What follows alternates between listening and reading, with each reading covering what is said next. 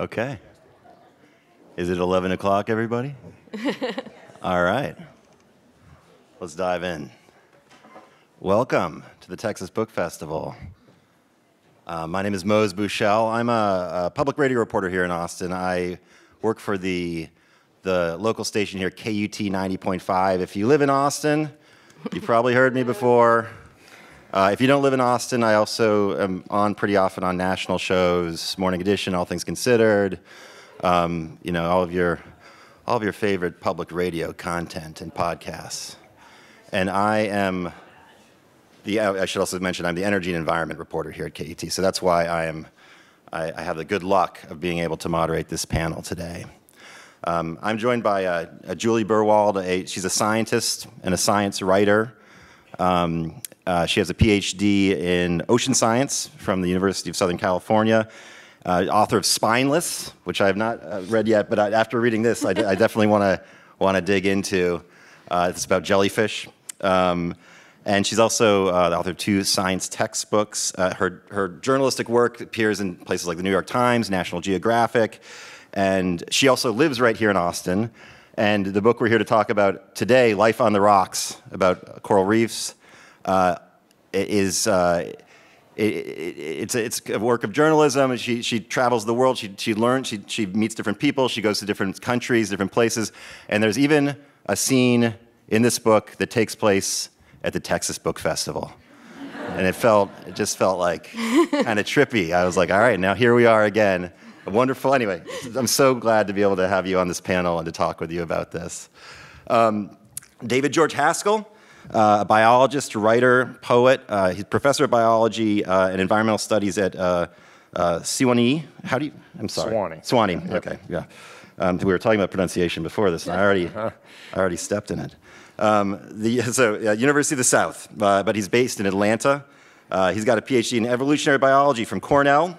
His books include The Forest Unseen, The Songs of Trees, 13 Ways to Smell a Tree. On top of this, he publishes essays and poetry. And when you read his book, you'll definitely hear that poet's voice coming through. It can really wash over you, in this way. So, Sounds Wild and Broken. Sorry, name of the book. It's a book about widening our I don't want to mischaracterize it, but for me, it was like through the process of listening, like attentive, deep listening, kind of widening our understanding of our relationship to the world around us in maybe very broad brushstrokes. Another fantastic book, and I'm really, really pleased to be able to share this hour with you, David, and with you all. I want to leave plenty of time for questions. I feel like we probably have a pretty engaged audience today. How's everyone feeling? Everyone kind of waking up all right? All right? Good.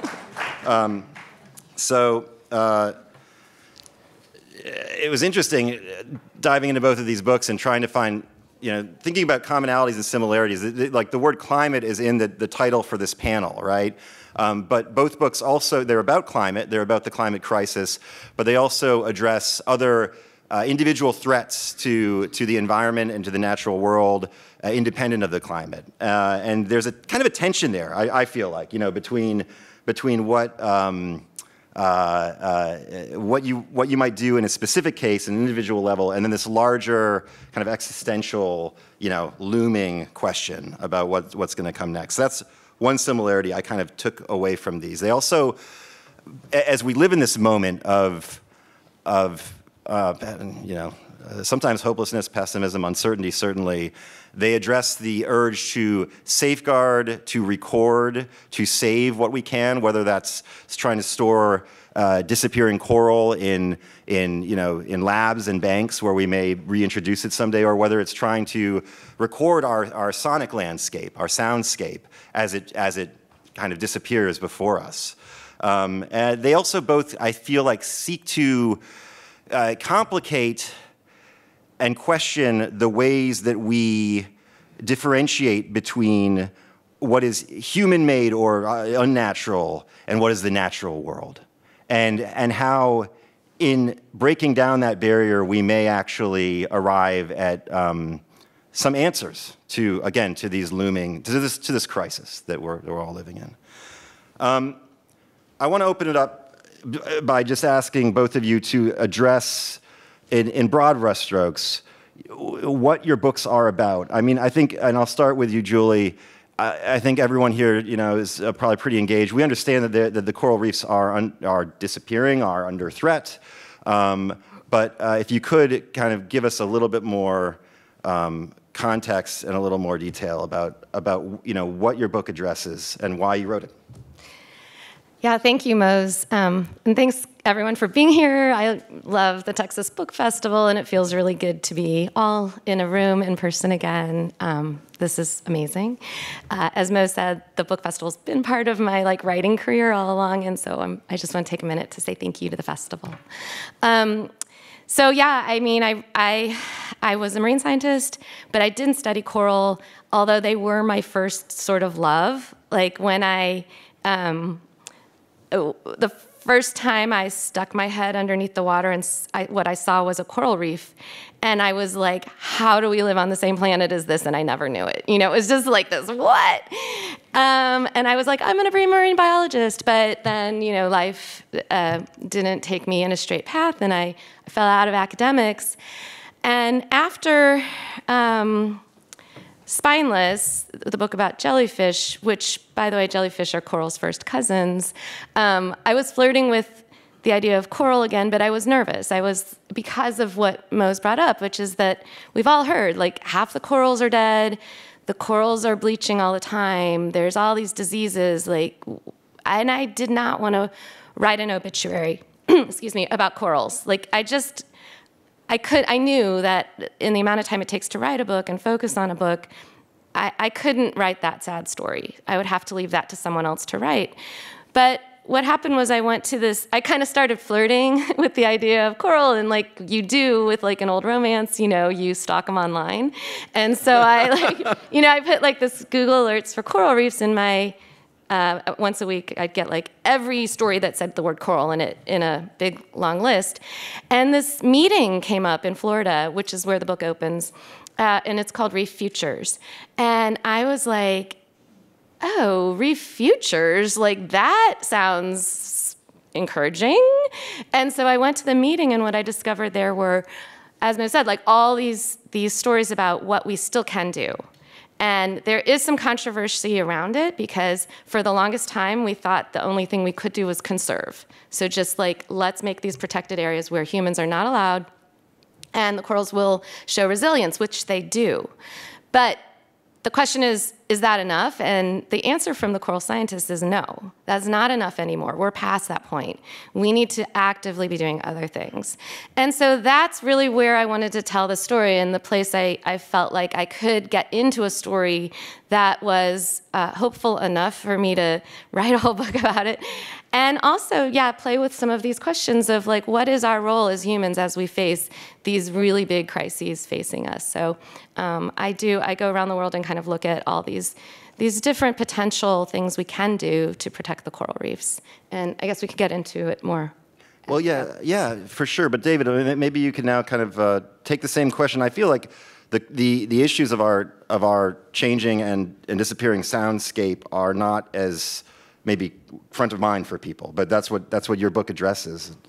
Yes, and I think we understand this as a vocal species. And I should say thank you for your kind introduction. And before I talk about my own work, I'm in the middle of Julie's book and just blown away by the amazing way that she interweaves these stories. And so she just gave us sort of an overview of where it's coming from. I'm going to tell you the writing is magnificent as well. So. Well, okay, David is amazing to you. No, really, I am a third of the way into it, and it's poetry in prose and beautiful, and broadens your sense of what we're listening to all the time. So please pick this book up. Thank you.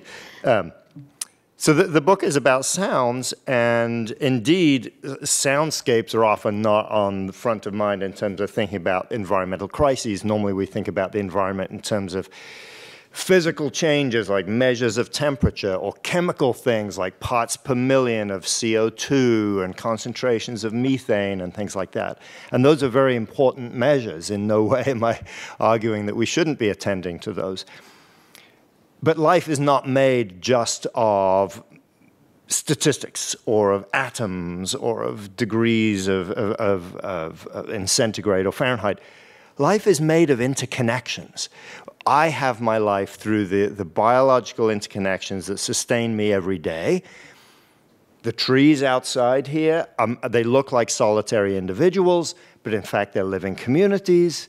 The birds singing, I just heard a ruby-crowned kinglet in the oak trees out front here, just arrived from the boreal forest, lives in a little social group with other kinglets.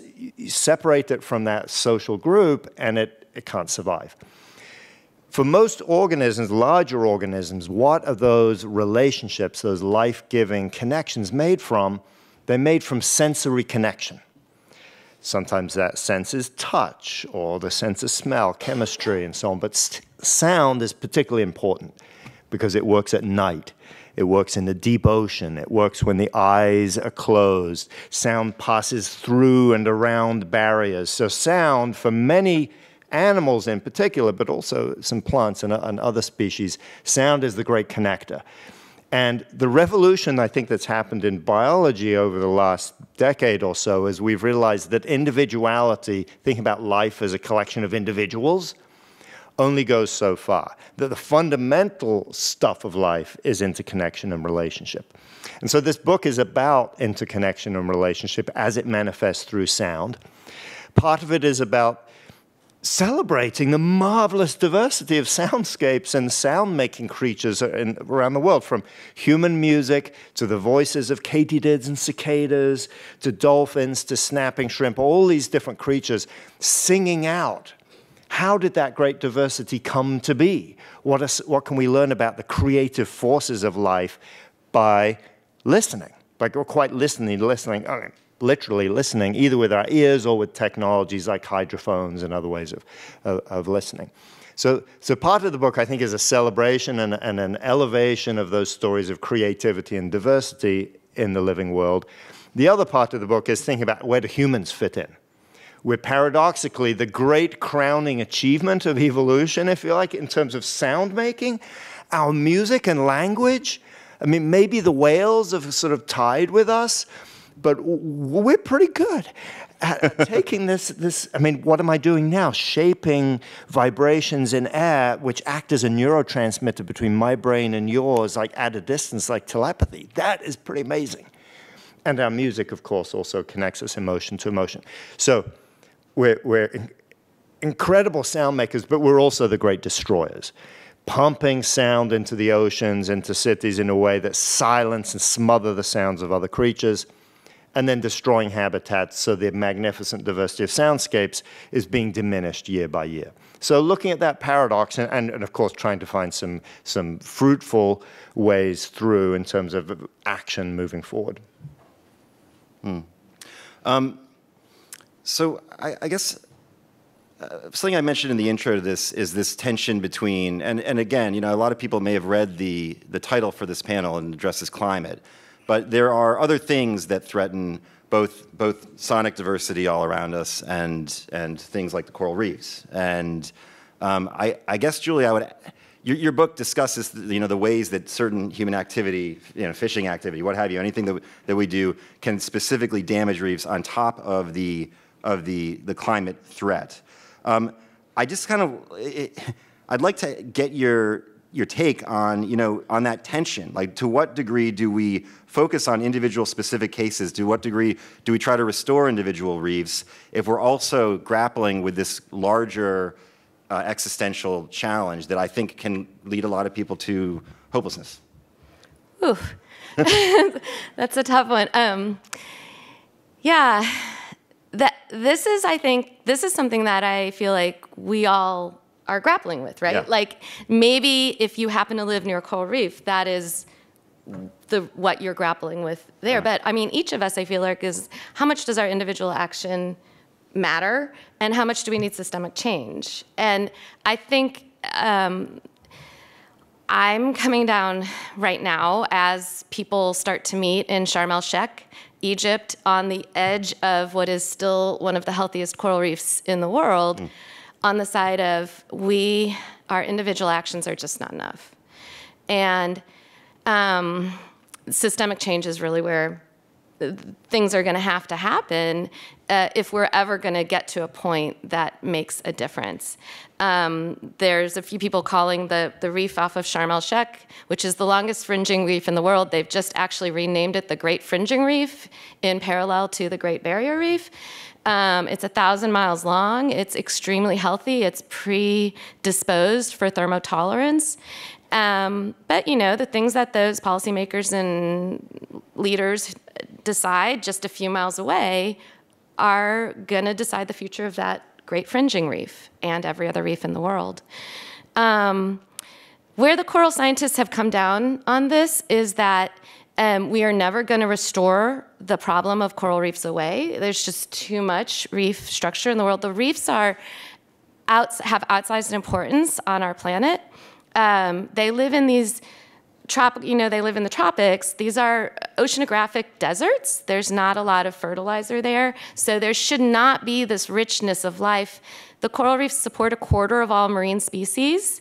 They supply between 500 million and 1 billion people with their primary source of protein, and they are the best storm protector there is, diverting 97% of the energy of a storm coming towards land. So even though they take up less than 1% of the ocean. And so there's too much of them. Less than 1% of the ocean is still massive. The Great Barrier Reef alone is the size of Italy. So we imagine trying to restore Italy. It's impossible. So where the scientists have really come down and where their efforts are in terms of the individual action is, let's create islands of health. Let's create places that are healthy as possible so that as the approaching climate crisis gets worse, we have islands of health.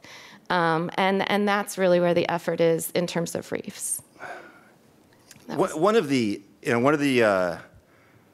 contentions of your book, David, is that through a renewed understanding of listening, of our relationship with the world around us through sound, I think we may come closer to come closer to that systemic change that Julie just addressed, right? In a way, it's kind of a prescription to trying to get people to reimagine the world where we may begin to confront some of these challenges. Why do you think sound could hold that key? Yeah, I think just sort of to follow up on the question of systemic change versus individual, I think the two are in deep reciprocal relationship. Is that we will not have systemic change unless we each individually reorient and reroute our own individual ethics. And so systemic change cannot proceed without individual transformation, but individual transformation on its own is insufficient to solve the problem. And so the two feed one another. And of course, it is easier to reorient the priorities of one's life if you're embedded in a society that makes that easier rather than difficult. So if you live in a city that was built to serve the automobile and not to serve the human body, of course, it's much harder to have a lower carbon footprint than if you're in a city that has been built where things are walkable and you can move your bike around. And so I think that the two move back and forward. And sensory connection to the voice and the life of the community of life that we're in, I think is an absolutely foundational part of what we need moving forward. It's not the only thing. If we become better listeners, of course, it doesn't change the result of Senate elections. It doesn't directly change the result of international negotiations. But imagine a world in which human beings listen to what the ravens had to say.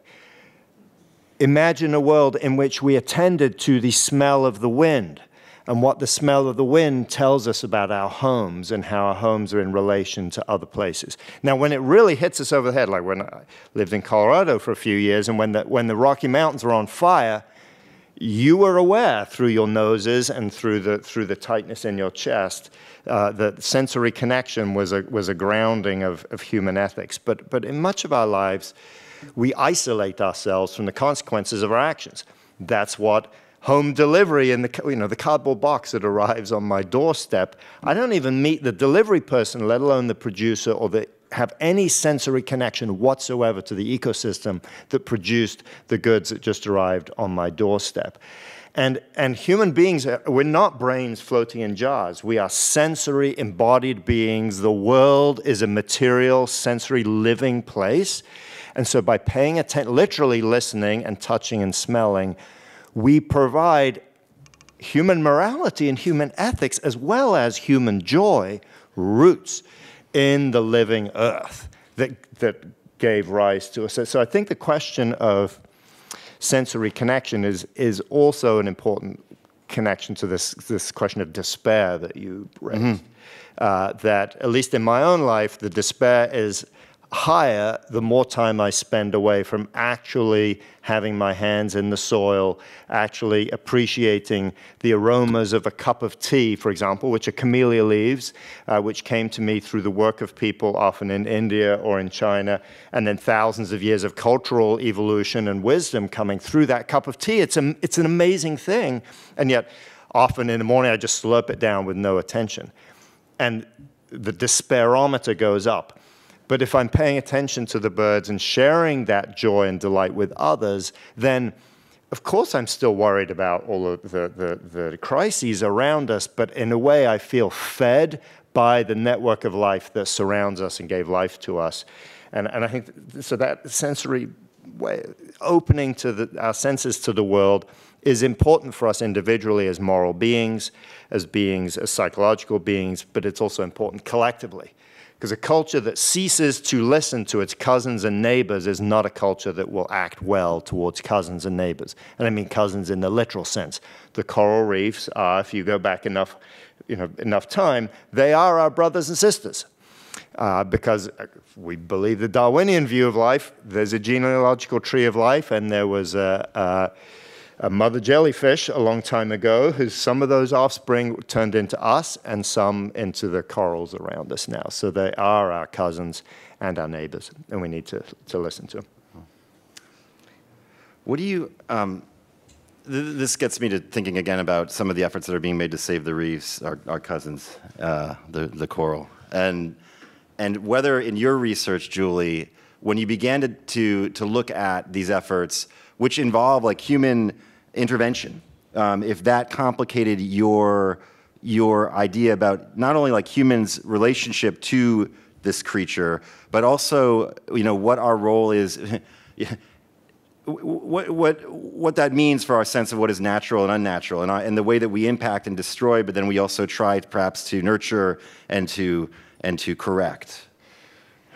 Yeah, I think I didn't have a conflict with it. You never did? No, I think I've seen so much devastation. I think when you dive on a reef that is dead and just a sopping sponge of macroalgae that looks like snot, and what used to be there, I feel like if we can do anything to bring back the vibrant life that used to be here, we should. So for me, I didn't have that conflict, but there are a lot of people who do, and there are a lot of regulators who do. And like in Florida, there's a tragedy, which is that only 1% of the hard coral of the Florida Reef Tract, which is 400 miles long, is left. 2% of the hard coral. That's crazy. 98% have died. And yet, Florida regulations, until this year, you were not allowed to move a coral colony from one part of the reef a kilometer over to another part of the reef. You couldn't move it county to county. The regulators were so scared of messing things up that they let the reef die around them. And so I think that's not, I think that's not okay either. Yeah. and so sometimes our fear gets in the way, and I think that we're at this point on our planet. This is a scary thing to say, but we do have to confront our fear of correcting our wrongs also. And there's been a lot of talk through the years in scientific literature and in restoration in general around unintended consequences. But there was also a study done showing that unintended consequences that are bad get a whole lot more play than when unintended consequences don't happen. And so I think that in a sense, we as humans have to sort of balance the fact that we can do some things. Like, we are not inept, we are not incapable. We can be smart and do things that can be corrective. And so I'm not saying we should just go run around willy-nilly, but I am saying that there is a balance to be discussed that I don't think gets discussed enough. You know, one thing that strikes me about both your works, and did you want to add anything there before? I mean, in the sensory world that we are, particularly in the sound world, there is no place on the planet you can go without hearing human-generated sounds, usually the sounds of engines. And the oceans are the worst place. Seismic exploration for oil, one of the primary culprits, air guns going off every 10 seconds for months on end on boats that are going back and forth like lawnmowers over hundreds of miles of ocean, killing species individuals at close range and driving many others off, shipping, sonar sending sound down into the oceans, but also on land, of course, and particularly around industrial and city areas. And so the idea of unintended consequences, that's what we have been doing through the globalization and industrialization process, is having all of these unintended consequences that affect the more than human world, but also affect human justice. So sound is an environmental justice issue in that the federal government had a 90% cost share for decades in this country to route highways through minority and low-income neighborhoods. So the air pollution and the sound pollution was disproportionately placed onto some communities and not others. And now we have, at least at the federal level, at least some attention to redressing that balance. Some of that was an intended consequence. There was a deliberate racist intent to, quote, clean out the ghettos. Those are the words of some city planners, but also unintended consequence with, say, childhood learning. Because if you're in a school where there's a lot of train noise or a lot of truck noise, your mind cannot focus as well as someone who's in a quiet classroom. And now there's been extensive demonstration that childhood learning is negatively affected by urban industrial noise. Noise isn't just an annoyance, it inflames us from within. And so there's great data that if you live, even if you're used to it, I grew up mostly around cities and so was kind of used to city sounds. And yet you hook a heart rate monitor and a blood pressure monitor up to someone asleep in the city, when the truck goes by or the low-flying plane comes over, blood pressure goes up. And so with anything that's around heart disease, diabetes, and so on, there's a clear causal relationship between sound pollution and bodily disease. So sound isn't just this ephemeral thing that's on the surface. It is I mean, in Europe, they've measured it. It's causing 40, 50,000 new cases of heart disease every year and killing thousands of people. In interaction, of course, with all of the other things, and this is the great issue is, say, with climate change. Climate interacts with sensory pollution and with environmental injustice and overharvesting. All of these things wrap up in particular ways around particular issues. Moving forward to solve those issues, I think you need a multi-layer approach, right? So we need international negotiations, but we also need transformation at the individual level. Mm. And I just want to add on, and I'm not sure if you got to this part of the book yet, but I went to there's this incredible restoration I saw in Indonesia where there had been blast fishing, and to hear, every time I dove underwater, I heard bombs going off. And it's a horrible thing to hear a bomb underwater. It shook me really deeply. But on these restoration projects that I saw, which are huge, it's incredibly successful. They have discovered that if you play the sounds of a healthy reef on the restoration, it draws in the herbivorous fish that you need to protect the coral so that the coral has a chance to grow, and you get recovery faster. So sound can also be, it can also bring us health, like literally can bring the reefs health. It's really an amazing discovery. Very cool. Before we talked a little bit before we started the panel here, and one thing that David's book looks at very deeply is the role of human music and the sounds of the natural world. And you know, we were talking about like the kind of what you call the ecological context of the origins of human music. You said when an orchestra takes the stage or a band starts to play, we're immersed in this deep ecological relationship, even if that relationship is not always on the surface or is not always what we celebrate. And I was just hoping that you could get into more detail about that. Explain what you mean by that. He writes as well about spaces for performance, and we're up here on a stage, this area designed for, you know, to perform, in a sense, to perform and to present. Mm-hmm.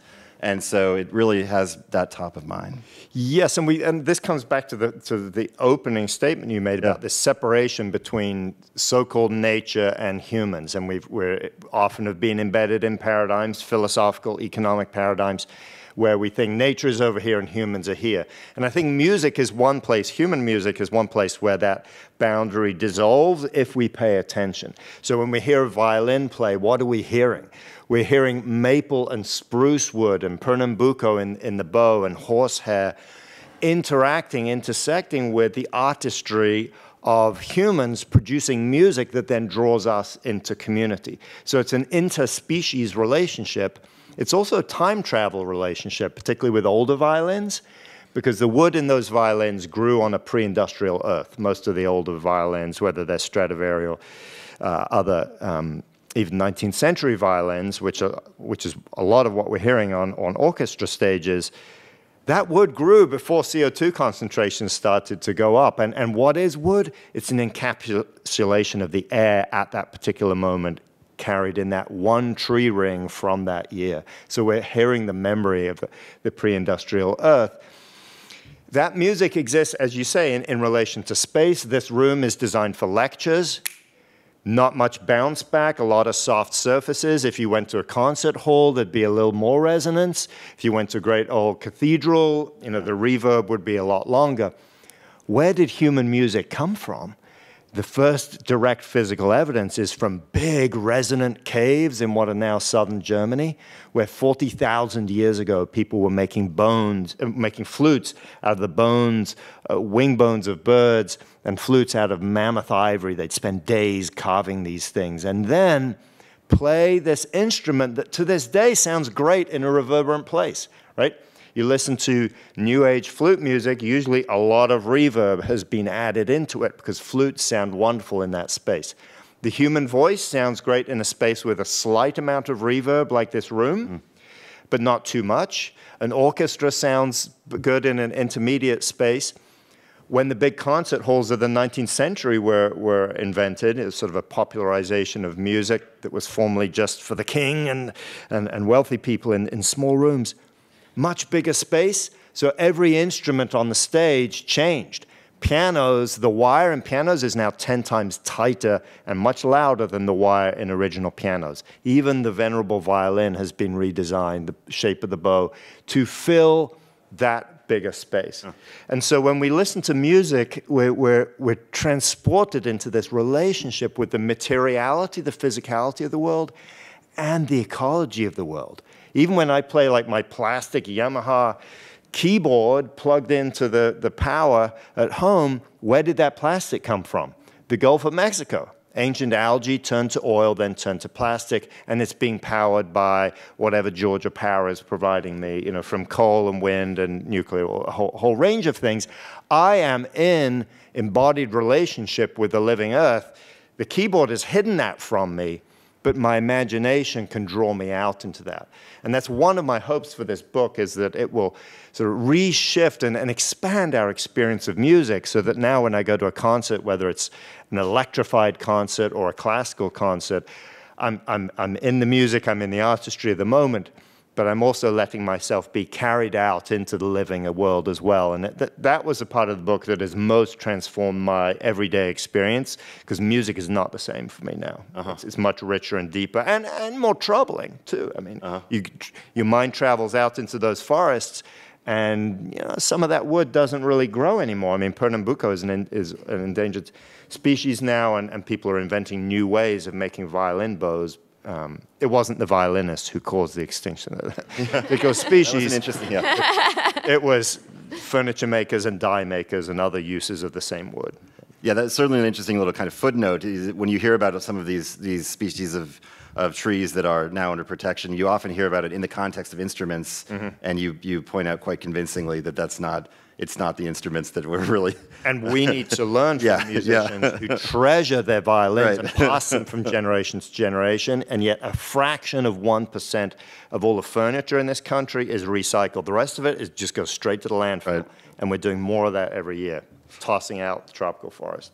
I've thought a lot just in this conversation about the idea of proximity and distance, and Julie, I mean, one of the great challenges for a writer like you who's talking about places that a lot of us will never visit, right? And I think this comes back to a lot of climate reporting in general. You know, like we can talk about the North Pole or what have you. You know, and it might not resonate with people in the same way if they've never been there.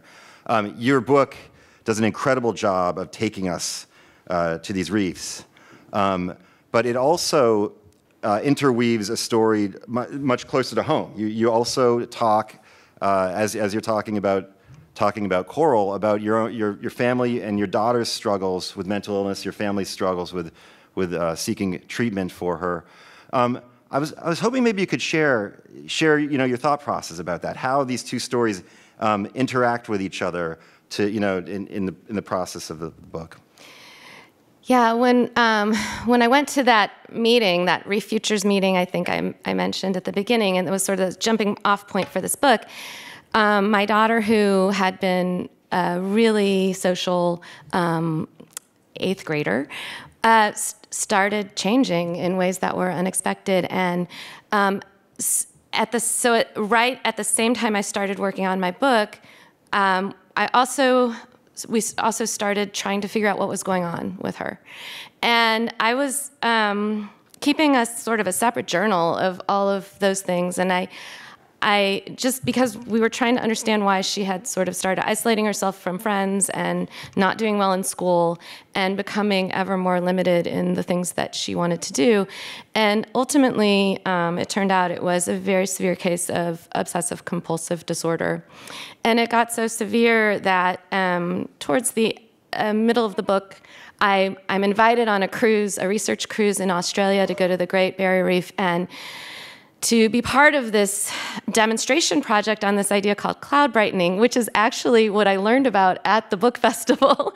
And so they were going to try this idea, which is adding salt crystals to the clouds, the marine clouds, making them slightly brighter, which causes solar radiation to get reflected back into space, and you get a local cooling underneath of about 2 degrees, which is what you need to prevent coral from bleaching.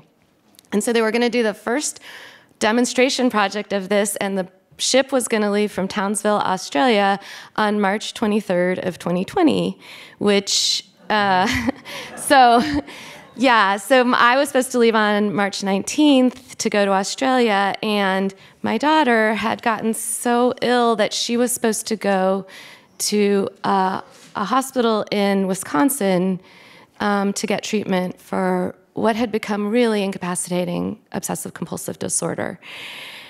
And everything changed, like it did for all of us. My daughter was admitted to the hospital. I was not allowed to go to Australia. The research crews did get out to go test cloud brightening. But with my daughter gone and me sitting here watching from afar, I started just writing. I couldn't sort of separate these stories in my mind, and they became intertwined. And I found these parallels, which had been, I think, in my mind as I was working on this book all along, which is that coral reefs are unbelievably foundational to the health of our oceans and our planet. Like I said, something like 800,000 species depend, not individual species, depend on the coral reefs. And our mental health is similarly just unbelievably foundational. If we don't have that, all the things that rest on top of it fade away. And yet both of these things are just so often invisible. We as terrestrial creatures do not think about what's happening beneath the waves very frequently, especially if we live far away from the coast. And often we can look at a person and not see the suffering that's going on beneath the surface when there's mental illness issues. And then the last thing that really, my daughter was, her experience in the mental health hospital was extremely successful. She learned these tools that she will have to struggle forever, but she has these tools now that make her functional and enjoying life again. And as I learned going around talking to these coral restoration scientists and experts, like, we do have tools to help with the coral. We do have tools to help keep them healthy and alive. There are no silver bullets to any of this. There is only hard work and constant vigilance, but that is the last similarity that really made me feel like these stories tied together. And I sent some of what I had been writing to my editor, and she was like, I think this is really powerful, and I think it works. And so hopefully the stories amplify each other. And I'm also just want to say I'm very grateful to my daughter for her courage in letting me share the story that's in the book. Thank you for that. I want to leave time for questions, but I'm kind of curious if we've talked a lot about attitudes of despair, attitudes of hope, and I'm wondering if in the process of writing these books and doing the research that went into them, you found your both. And this is a question for both of you.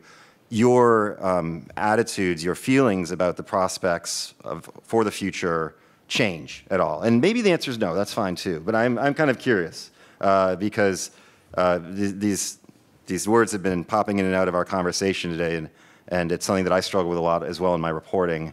Has this changed your I'll start with you, Julie. The way that you think about the future, your hope for the future, looking into these issues? Yeah, I think there is something about peeling the onion, right? There is something about looking deeply at things that scare you, that give you more understanding of what's really happening.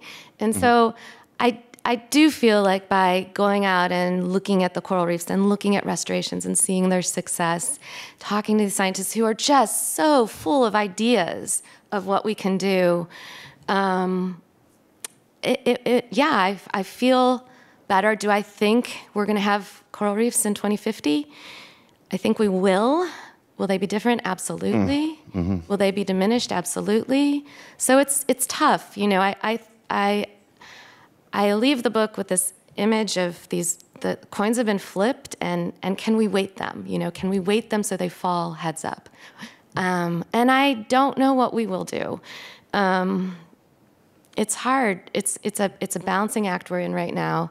But I think, as David said, by connecting with what's really out there, by looking at the world and not just saying it's over, or you become richer from that, and that richness can really be fuel for you to move forward. Yeah, David. One thing that happened to me in writing this book was sort of reframing, thinking about what the present and the future are by looking at the past. So a chunk, maybe a quarter of the first part of the book is retracing the history of sound on this planet, listening back billions and then hundreds of millions of years. Who are the first singers, and why did they start singing, and why are some creatures now, like salamanders and worms, still silent when birds and many mammals are so vocal? And that perspective of deep time, I think, teaches me again and again, through this book in particular, but also just through the process of, say, teaching biology to undergraduates, what a precious and amazing world it is, and what a world that on the long scale is very resilient. There have been much worse things happen on this planet than what we are doing right now. That is not to diminish our ethical responsibility, but to remind ourselves of the longer story, I think, is helpful, because at least for me, it makes me more grateful, more full of wonder, and more full of energy to move forward in solving things. I think the source of hope I got, there's a fair amount about forests in this book. And of course, forests in some parts of the world are in crisis. In other parts, we're realizing we're seeing a regrowth of forests over lands that had previously been deforested.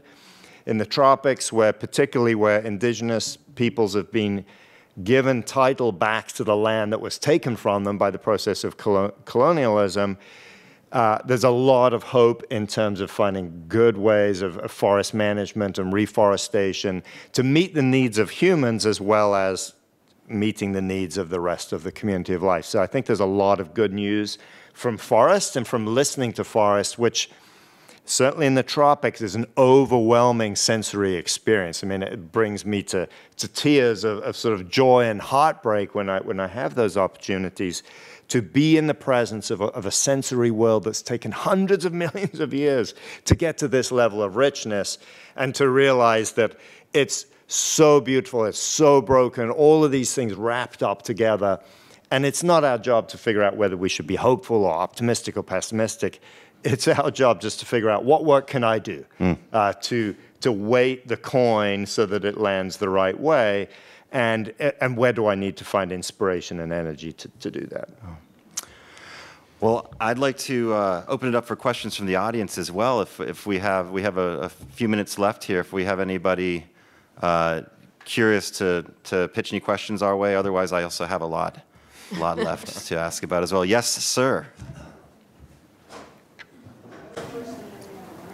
Back in the 1970s, which wasn't that long ago for me, but for some of you it was, there was a commercial recording of whale songs. Yeah. Very successful commercially. Was that just a blip, or do you think that's had long-term influence? You got to check out his book. So that recording was by, well, the recordings were by a number of people, but the album was put out by Roger Payne. It is still the single largest, the largest single pressing of any album in the history of albums. National Geographic sent it out in their magazine. This is the songs of the humpback whale, which opened people's imaginations to the fact that other species have culture, have song, and we now know these humpbacks are listening across hundreds of miles in the ocean. It was an amazing moment of interspecies listening that helped catalyze the end of a lot of commercial whaling. That came on the end of the 1950s and 60s, which saw the largest killing of whales. I mean, we think about whaling from Moby Dick time. Most of the whaling was done in the industrial era in the 50s and 60s to turn whales into margarine and paint and things. And so there was also a realization that the stocks of whales were down to 1,000th of what they were for many. So yes, it was a transformative album. And we need more of that. We need more of those. And there are lots of artists and musicians and scientists now working to draw our imagination out into the more than human world to listen to other species, not just the humpback whales. And I profile a few of them at the end of the book, inspiring young artists and activists who are using birdsong and music and other things to do what that album did. So yes, it was extraordinarily important and had effect on policy around the world. Anybody else with a question right now? Yes. David, when you were first sort of discussing things, you made me think of jamming signals. Like, the military uses them a lot to kind of confuse and that sort of thing. And I got to thinking about some of that man-made stuff in terms of a jamming signal, for some species that are trying to somewhat kind of communicate, and especially the sound. And I was wondering if you could kind of drill down on that. Yeah, the question is about jamming sound using as a jamming device. Yeah, so unintentionally, but say, for example, in a city, most of the city noise is down at low frequencies. Any creature that is trying to communicate at those low frequencies cannot. Its communication channel has been blocked. There are some birds that then sing louder and at a higher pitch to vault their sound over the mire of traffic noise. Blackbirds European blackbirds in in cities in Europe are a classic example of this. Sparrows in San Francisco have also been really well studied. In the oceans, similarly, the noise is blocking communication in some creatures. In the oceans, the noise is also, though, causing direct physiological harm and death and deafness to species. So it's not just a question of jamming. Do you want to add anything, or? To the jamming question? Yeah. No, but I do have one interesting thing about the ocean. Those recordings I was talking about, they're they sound much different than forest sounds, but if you increase the frequency across the board of ocean sounds, it sounds just like the twittering and chirping of frogs in a forest. So the ocean is full of not just big animal sounds. I think it's important to recognize that it's full of all kinds of sounds and all kinds of, well, I mean, you go through this in your book, but like it is everybody talking down there. So it's not just, and there probably is some jamming going on in the ocean as well that yeah. Yes, and there are species that jam one another just in terms of ecological conflict. Bats and moths, in a co-evolutionary struggle. So, but humans are the mega jammers, right? It's funny because both books make reference to the beginning of the COVID-19 pandemic too. I mean, like it's kind of you're clearly in the process of working on this research and this writing, and then this massive thing just lands on us.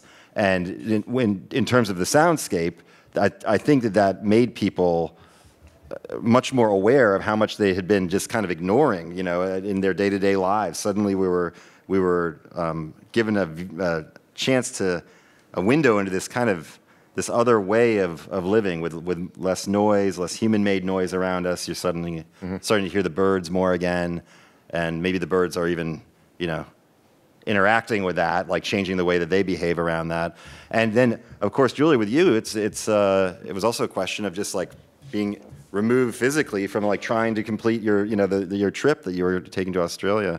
Are there lessons, from the pandemic that apply, to this research? And I think that, maybe I just laid the first one out, which you address in your book very well, how in terms of sound, it really did change everything for a little while. Yeah, I mean, we made so much less sound that the seismometers, so that these instruments that are measuring earthquakes, picked up a massive decrease in the surface of the earth, let alone in the air, in the amount of vibratory energy that was around.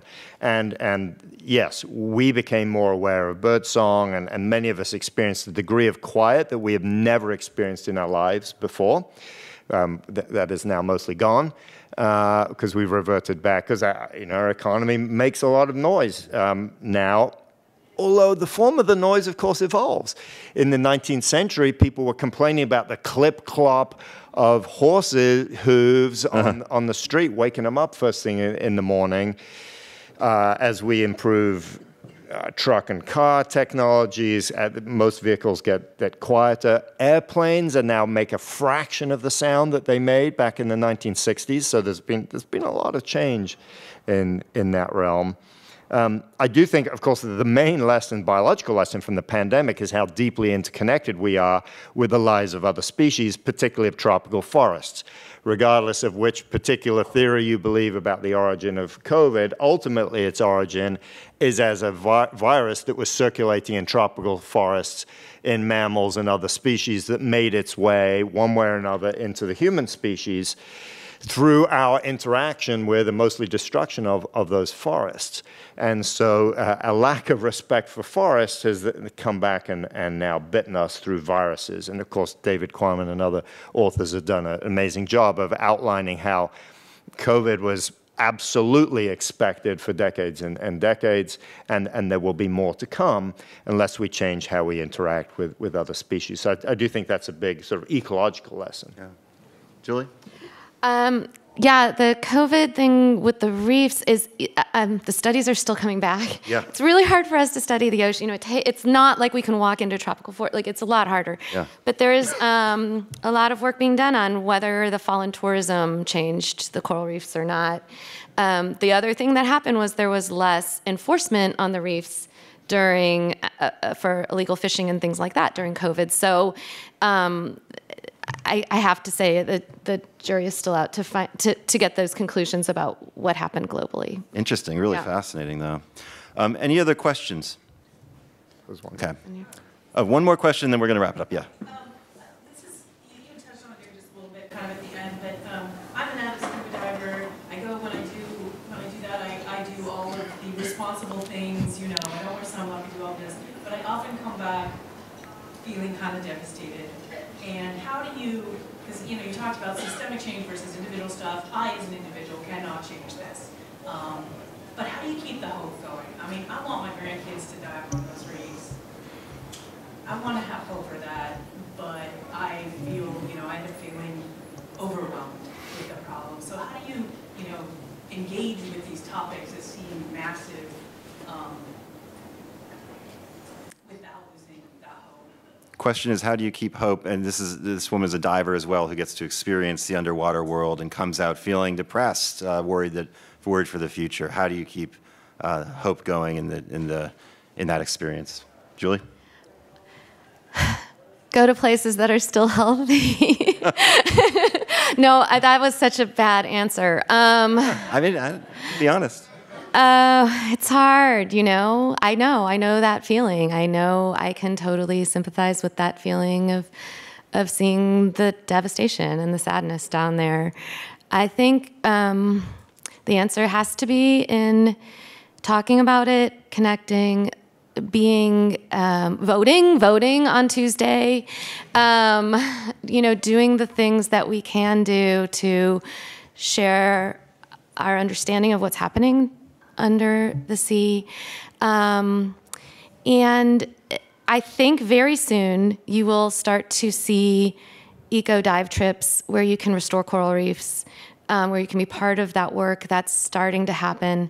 And there is, going to be a whole field of coral farming, coral crops, coral replanting that volunteers will be able to take part in. And I think, yes, like I said, we can't restore our way out of this, but sometimes by doing those individual actions, by putting your fingers in the dirt, which is different in the ocean, it does help us feel better. And the reefs are resilient.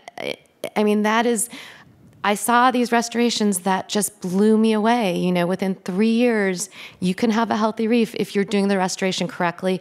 There are also examples of restorations which don't work and shouldn't be done. And there are people putting restorations on top of already healthy reefs, which is a travesty. So, you have to be careful where you go and just keep watching the space for more opportunities. I believe that our two authors will be meeting with people and signing books after this, right? Absolutely. And so I do hope that we see you all out there too. And I just want to thank you both so much for sharing this hour with us. Yeah. And thank you all. Wonderful books, wonderful authors.